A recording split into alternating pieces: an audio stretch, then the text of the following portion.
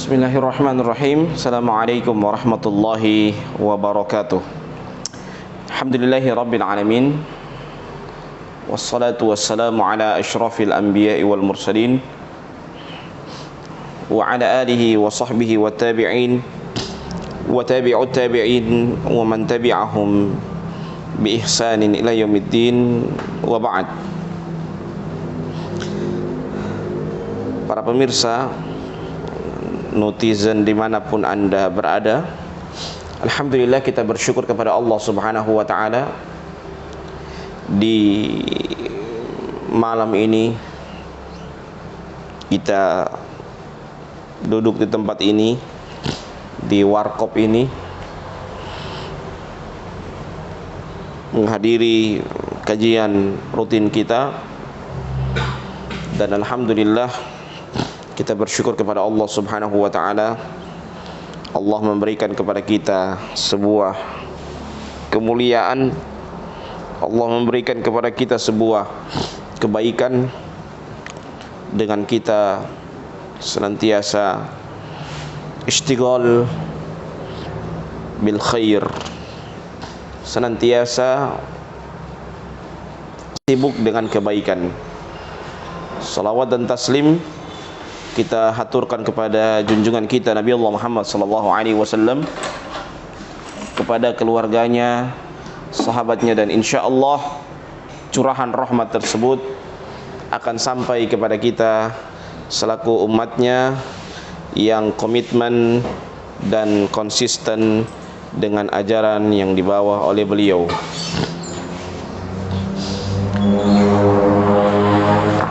Para pemirsa, netizen dimanapun Anda berada, kita senantiasa bersyukur kepada Allah dengan kita sibuk dengan ilmu dan iman.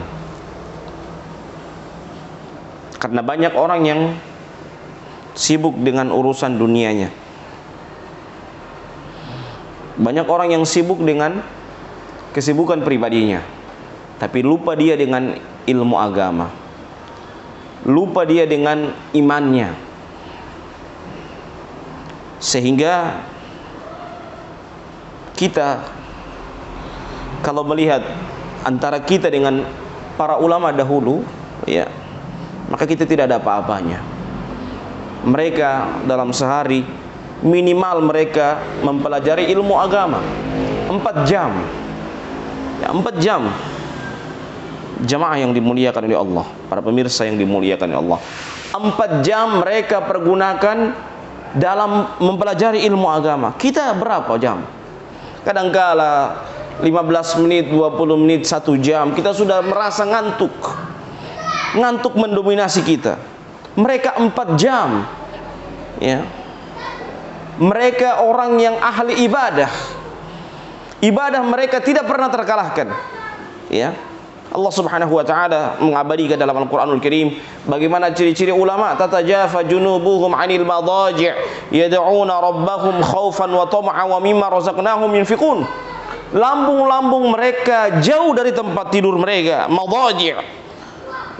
Jauh dari tempat tidur mereka. Khaufa wa tama'a. Mengapa mereka mendominasi kehidupan mereka itu dengan ibadah kepada Allah Subhanahu wa ta'ala? Karena apa? Khaufa wa tama'a. Mereka takut kepada Allah dan berharap kepada Allah Subhanahu wa ta'ala. Sebuah hal yang perlu kita renungi bersama. Dalam sehari kita tidur 8 jam. Dalam sehari. Ketika kita berumur 30 tahun, berarti 10 tahun kita pakai untuk tidur. Ketika kita berumur 60 tahun, berarti 20 tahun kita pakai untuk tidur. Ya salam. Ya. Terus sisa waktu kita pergunakan untuk apa? Maka ini pelajaran besar buat kita.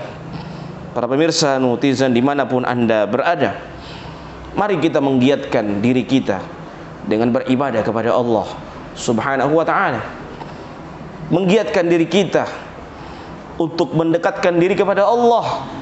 Apalagi kita di Nahdliyin, banyak thariqah, ya, yang kita harus tempuh. Kita memilih, ya, kita mencari kebaikan lewat thariqah itu. Kita sebagai salik, orang yang mencari kebaikan, peniti kebaikan, tentunya kita mencari yang terbaik. Bagaimana kita mendekatkan diri kepada Allah Subhanahu wa ta'ala. Para pemirsa netizen dimanapun Anda berada, kadangkala seorang ketika belajar, itu ketika dia belajar bukan dihiasi dengan kenikmatan. Kadangkala dia belajar dihiasi dengan apa? Kesusahan. Dia susah, ya. Mari kita melihat sejarah Imam Syafi'i, ya. Beliau umur 9 tahun sudah menghafal Al-Quran. Pada umur 10 tahun beliau sudah menghafal kitab Muwatta Imam Malik. Pada umur 15 tahun beliau sudah menjadi mufti. Bayangkan, umur 15 tahun, umur 9 tahun beliau hafal Al-Quranul Karim. Kalau mungkin di zaman kita sekarang ini yang serba gadget, ya, umur 9 tahun apa yang mereka tahu? Ya, mungkin PUBG, ya, Mobile Legend, ya, itu yang mereka tahu. Tetapi di masanya keemasan Imam Syafi'i rahimahullahu ta'ala, umur 9 tahun beliau sudah hafal Al-Quran. Umur 10 tahun beliau sudah menghafal kitab Muwatta Imam Malik, ya. Dan umur 15 tahun beliau sudah menjadi mufti, pemberi fatwa di kalangan umat pada saat itu. Bayangkan, itu Imam Syafi'i rahimahullahu ta'ala. Bersamaan dengan itu, beliau ketika mendapatkan membeli kitab, ya, beda dengan di zaman sekarang, masya Allah, kemudahan demi kemudahan. Tidak bisa beli kitab, PDF-nya di copy, dibuka di HP, dibuka di laptop, mudah. Dulu ketika mereka mau, di masanya Imam Syafi'i rahimahullahu ta'ala, di tengah kesusahan, yang beliau ketika mau menuntut ilmu, beliau hanya mengambil bekas-bekas dari kertas. Jadi ketika lembaran sebelah ada isi, lembaran sebelah kosong, lembaran sebelah yang diambil, itu yang beliau tulis, mendapatkan untuk menulis ilmu yang beliau dapatkan dari guru beliau. Wajarlah sekelas Imam Syafi'i jadi ulama besar dan menjadi rujukan madhab yang terbesar di dunia, yaitu madhab Syafi'i rahimahullahu ta'ala. Wajarlah sekelas Imam Syafi'i memiliki murid Imam Ahmad bin Hanbal rahimahullahu ta'ala, ya. Ini apa? Karena kualitas guru sangat menentukan bagaimana juga kualitas murid. Kualitas guru, ketika gurunya berkualitas, pasti akan menghasilkan, mencetak murid yang berkualitas. Kualitasnya Imam Syafi'i dikatakan beliau berkualitas karena apa? Karena mencetak Imam Ahmad rahimahullahu ta'ala, yang menjadi juga rujukan madhab Hambali, ya. Itu sekelas Imam Syafi'i rahimahullahu ta'ala. InsyaAllah kita akan mengkaji kitab Riyadhus Shalihin. Kitab Riyadhus Shalihin ditulis oleh Imam An-Nawawi. Imam Nawawi, ya, beliau ini termasuk Syekhus Syafi'i, ulamanya yang terkemuka di kalangan madhab Syafi'i, ya. Dan beliau juga ketika belajar penuh dengan kesusahan, ya. Makanya seorang penyair Arab mengatakan apa? Atau Imam Syafi'i mengatakan apa? Akhi, lan tanalul ilma illa bisittatin sa'umbika bitafsilihi bibayani. Wahai saudaraku, engkau tidak akan mendapatkan ilmu kecuali dengan 6 perkara. Apa itu? Yang pertama adalah zakaun, kecerdasan. Ya, orang kalau loading lambat, ya, IQ-nya di bawah dasar, ya, walaupun kitab banyak yang dia miliki, kalau IQ-nya di bawah dasar, la ilaha illallah, ya, dia tidak akan bisa memahami ilmu, ya. walaupun guru sudah mengajarkan berulang-ulang kali kepada kita, tetapi kalau IQ-nya di bawah dasar, ya, maka juga dia tidak akan mendapatkan ilmu tersebut. Itu kata Imam Syafi'i, zakaun, kecerdasan. Cerdas itu perlu. Orang muslim itu harus cerdas, ya, harus cerdas. Jangan lalot, ya, lambat loading, ya, loadingnya lagi sudah Pentium 1 lagi, ya, bukan SSD lagi, ya, tapi Pentiumnya Pentium 1, bukan SSD. Ya, harusnya memang harus cerdas, daya nalarnya tajam, ya, pandangannya tajam kepada sebuah masalah, pandai menganalisa. Itulah orang muslim yang sejati. Ketika dia mampu menganalisa sesuatu, berarti dia zaka, kecerdasan, ya. Jadi ulama terdahulu itu mereka jadi ulama bukan hanya ahli ibadah seperti di otak kita, oh dia ini hanya ahli ibadah, yang hanya tidur ibadah, lah, ya. Dia orang yang cerdas, zaka, kecerdasan, ya. Jadi kalau belajar itu juga butuh kecerdasan. Jangan ente belajar, ya, yes man, ya, apa dikatakan guru, yes, tanpa analisa, ya. Analisa seseorang itu menunjukkan bahwa dia itu cerdas.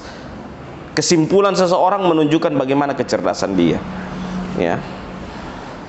Apa kesimpulan dia itu menunjukkan begitulah standar kecerdasan dia, ya. Maka lihatlah bagaimana orang menyimpulkan, begitu pula standar kecerdasan seseorang. Ini yang pertama, zaka. Yang kedua apa? Hirsun, semangat. Kalau belajar, ente belajar, ya, tidak semangat, ya, pergi ke kajian hanya 1 minggu 1 kali, ya, itu pun terlambat, itu pun tidak bawa kitab, itu pun jiping, ngaji kuping. Ilmu apa yang ente dapat? Coba ente modalkan rekaman, terus rekaman ente dengarnya berapa kali, ya, mungkin nanti 10 kali 15 kali ente dengar baru ente bisa hafal, ya.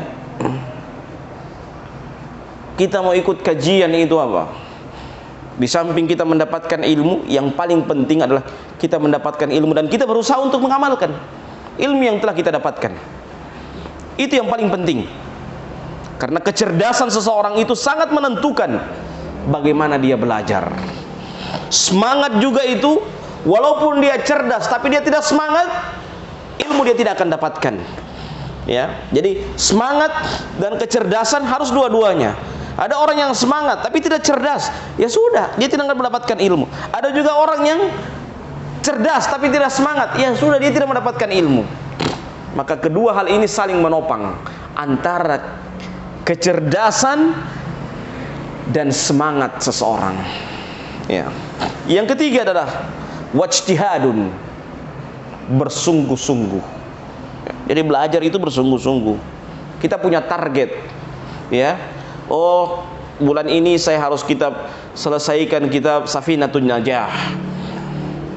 Bulan berikutnya saya harus selesaikan kitab Matan Ghoya wa Taqrib.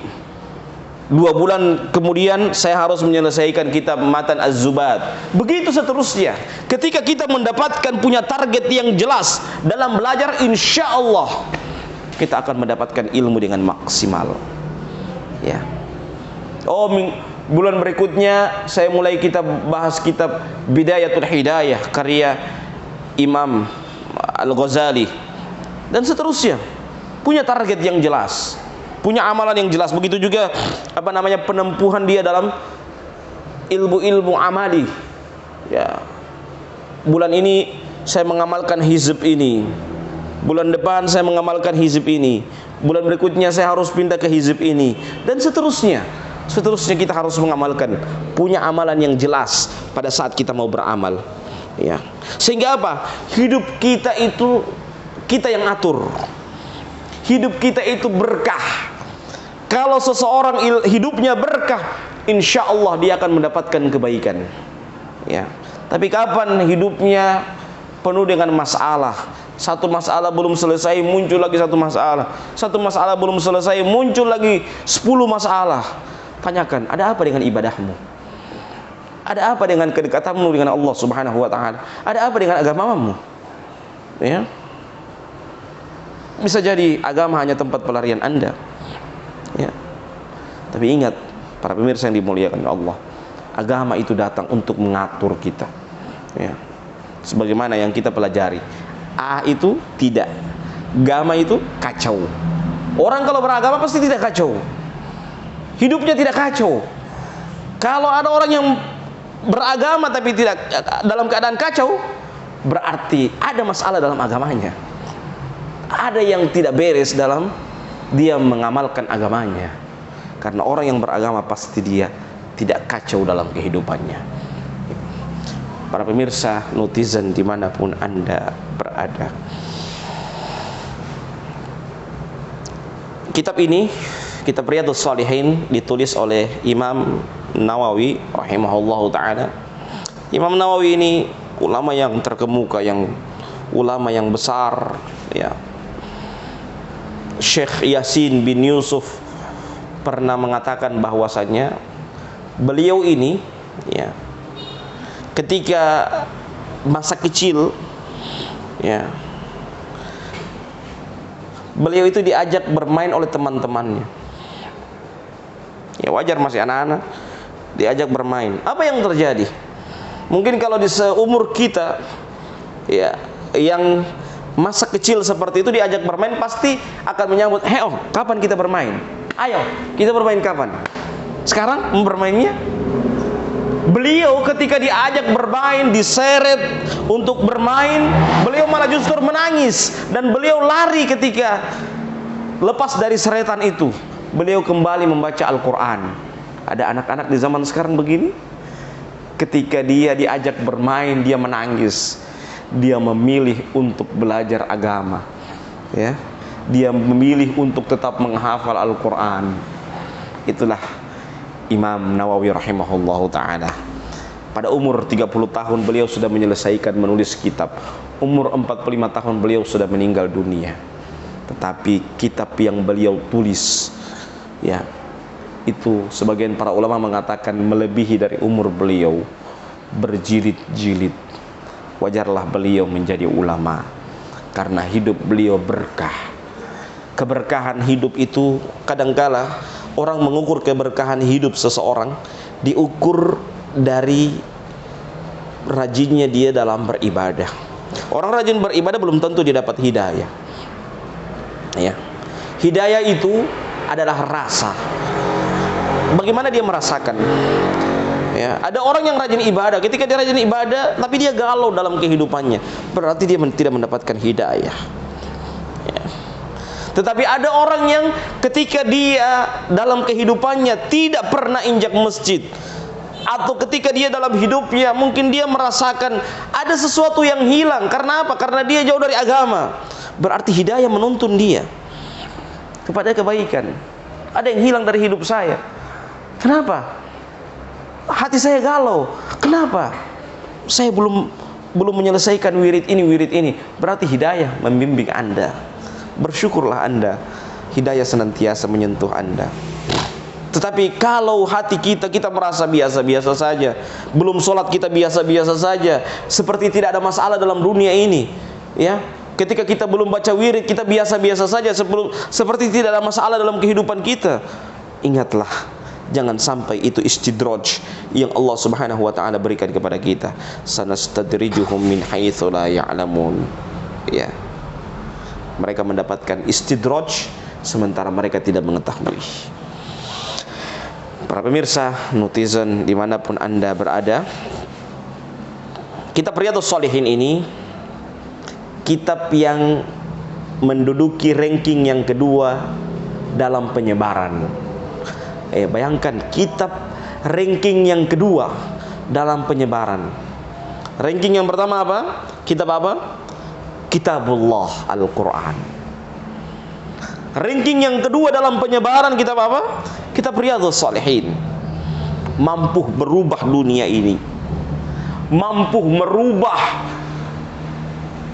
pola pikir manusia, mampu merubah kehidupan manusia dengan kitab Riyadhus Shalihin. Ya, sekelas Imam Nawawi rahimahullahu ta'ala.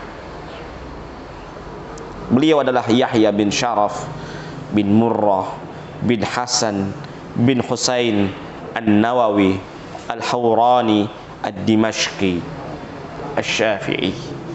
Beliau umur 45 tahun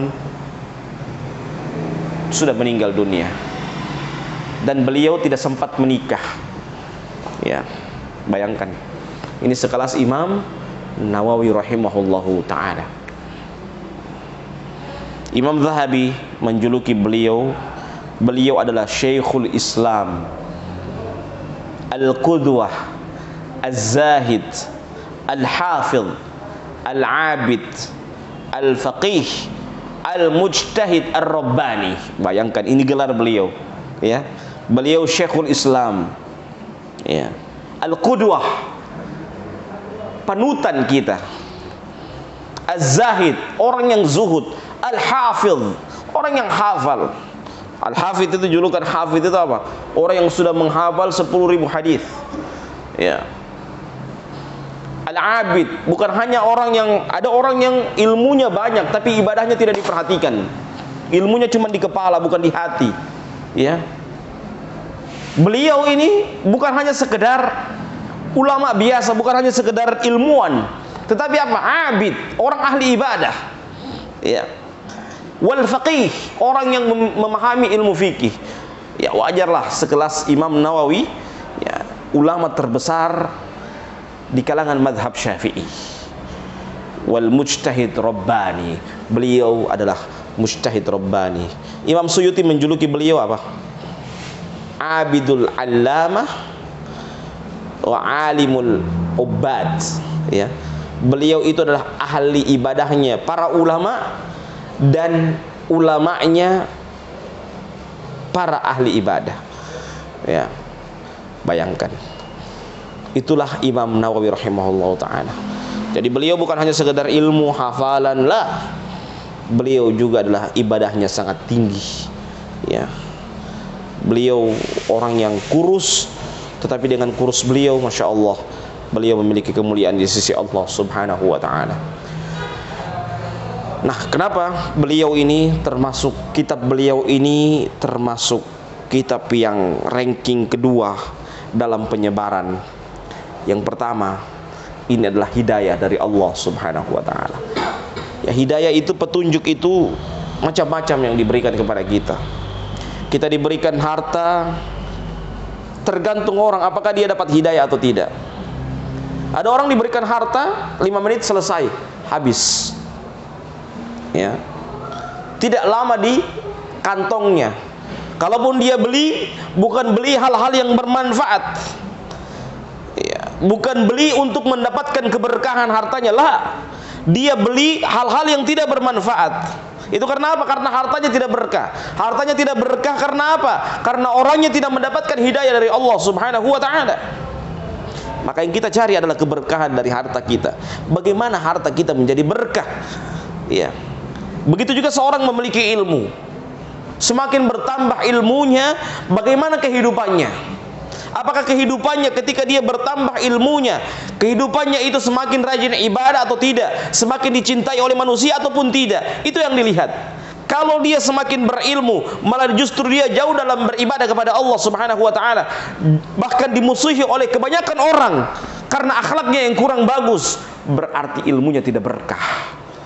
Tanyakan bagaimana ilmunya, apakah berkah atau tidak. Maka cari bagaimana ilmu kita.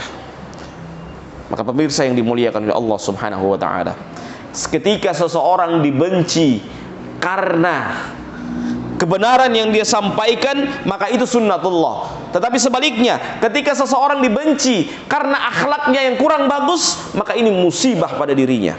Maka lihat, kita dibenci karena apa? Nabi dibenci bukan karena dibenci karena akhlaknya yang baik, bukan. Tetapi beliau dibenci karena apa? Karena kebenaran yang beliau sampaikan. Ya. Maka jangan pernah kita merasa bahwa saya ikut Nabi, wajar dibenci. Oh, beda. Kita teliti lagi. Ente dibenci karena akhlakmu atau karena kebenaran yang engkau sampaikan? Ya. Bisa jadi benar kebenaran yang kau sampaikan, tapi akhlakmu yang kurang bagus. Bisa jadi. Ya, kita harus teliti dengan detail. Karena ketika kita menjadi pencinta Nabi Muhammad SAW, ya, bukan diukur bagaimana kita cinta kepada Nabi, tapi ukurlah bagaimana kita cinta kepada Nabi dan kita memiliki akhlak beliau.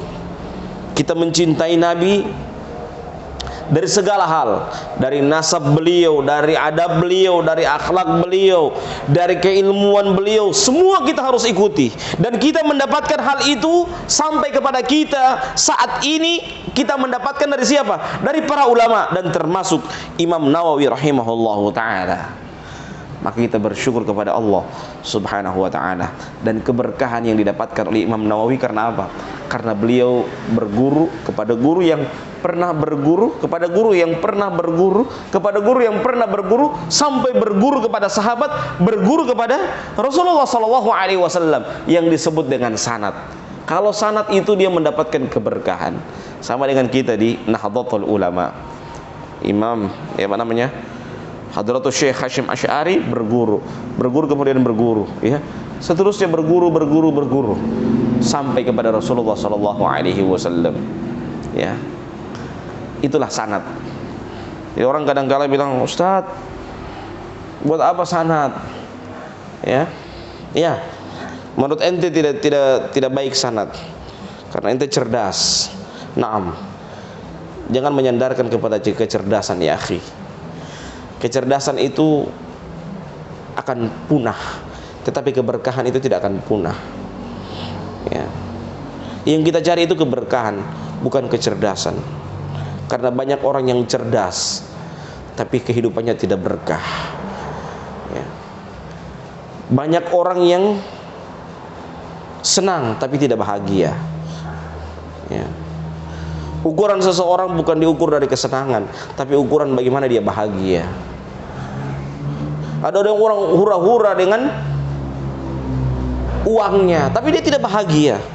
Setelah dia pulang ke rumah, dia bentrok dengan istrinya, dengan keluarganya. Berarti dia tidak bahagia. Ya. Kebahagiaan yang kita cari, bukan kesenangan. Keberkahan yang kita cari, bukan kecerdasan. Kalau cerdas, laptop itu lebih cerdas daripada kita. Ya. Tetapi yang kita cari adalah keberkahan. Manusia itu mencari keberkahan, dan keberkahan itu tidak akan terasa kecuali yang merasakannya orang-orang yang menjalani kehidupannya dengan berkah. Harta yang berkah itu akan terasa. Walaupun uang 50.000, dia merasa berkah dibanding dia punya harta yang puluhan juta tapi tidak berkah. Dia merasakan hal itu. Ya. Jadi ukuran keberkahan bukan diukur dari banyak, tetapi ukuran keberkahan bagaimana dia mampu mendapatkan kebaikan demi kebaikan dalam kehidupannya. Dalam sehari dia mendapatkan beberapa kebaikan, maka itu adalah orang yang berkah. Maka jangan mengukur suatu keberkahan itu, kebaikan itu. Kadang-kala orang mengukur keberkahan itu, kebaikan itu dengan uang. Lah, jangan mengukur kebaikan itu dengan uang. Jangan mengukur hidayah itu dengan uang. Lah, uang bisa kita dapat, tetapi keberkahan dari uang itu yang sulit kita dapatkan. Ya. Ilmu, kecerdasan kita bisa dapat, tetapi keberkahan ilmu yang sulit kita dapat. Ya. Bayangkan di dalam membaca Al-Quran, coba bayangkan, ini kitab Allah. Ini kitab Allah, ya, Al-Quranul Karim.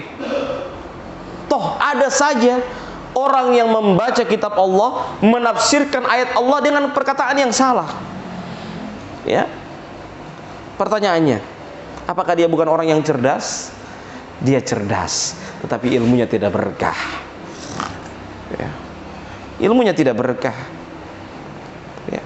Dia punya ilmu, bayangkan, tapi dia salah dalam menafsirkan ayat Al-Quran. Ya. Tetapi dia tidak mendapatkan keberkahan dari ilmu. Cerdas ya cerdas, dia mampu menafsirkan dengan baik, ya, menurut dia, menurut versi dia. Tetapi menurut para ulama tafsir, dia adalah orang yang keliru. Karena apa? Karena dia salah dalam menafsirkan. Kalau saja perkataan Allah ada orang yang salah menafsirkan, Nah, bagaimana lagi dengan perkataan manusia? Tentunya orang akan salah dalam menafsirkan perkataan manusia. Perkataan Allah Subhanahu wa taala, kalamullah yang suci saja orang salah dalam menafsirkan. Bagaimana lagi dengan perkataan manusia? Maka tentunya orang pasti akan lebih salah lagi dalam menafsirkan perkataan manusia. Maka bertakwalah kepada Allah Subhanahu wa taala. Yang kita cari adalah keberkahan dalam hidup. Ya. Hidup ini indah ketika kita menikmati keberkahan.